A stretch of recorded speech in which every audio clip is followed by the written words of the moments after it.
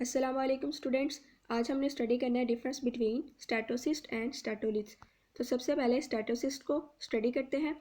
Statocyst हमारे पास एक sensory structure जिसका काम होता है ग्रेविटी को सेंस करना। अब इसकी जो लोकेशन है वो डिफरेंट ऑर्गेनिजम्स के अंदर डिफरेंट होती है।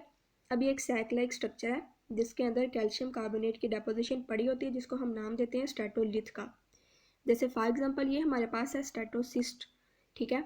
अब इस स्टैटोसिस्ट के अंदर जो है ये नर्व एंडिंग्स प्रेजेंट होती हैं जिनको हम नाम देते हैं सिटी का।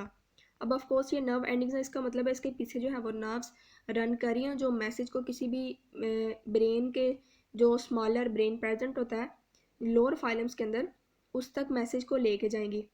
अब इसके अंदर इस स्टैटोसिस्ट के अंदर प्रेजेंट है एक कैल्शियम कार्बोनेट की डेपोजिशन जिसको हम नाम देते हैं स्टैटोलिथ का।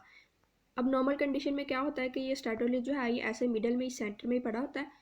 जैसे ही ऑर्गेनिज्म टिल्ट होगा उसके टिल्ट होने के नतीजे में क्या होगा, ये स्टैटोलिथ जो है इसका कांटेक्ट होगा किसी भी सिटी के साथ।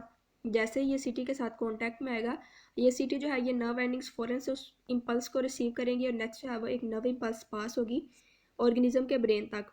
तो इस तरह जो है वो ऑर्गेनिज्म जो है वो टिल्ट को जो है वो करेक्ट कर सकता है और इस तरह अपना स्विमिंग बिहेवियर जो है वो ठीक कर सकता है, अपने एक्विलिब्रियम को मेंटेन कर सकता है। तो ये जो स्टैटोसिस्ट का स्ट्रक्चर है ये तकरीबन सारे के सारे ही लोअर फाइलम्स के एनिमल्स में प्रेजेंट होता है और हायर फाइलम्स के केस में हम जानते हैं कि सेरिबेलम ऐसा स्ट्रक्चर है जिसने एक्विलिब्रियम और बैलेंस को मेंटेन करना होता है। तो स्टूडेंट ये था आज का लेक्चर। अगर आपको इसमें से कोई क्वेश्चन है या कन्फ्यूजन हो तो आप मुझे कमेंट के अंदर पूछ सकते हैं।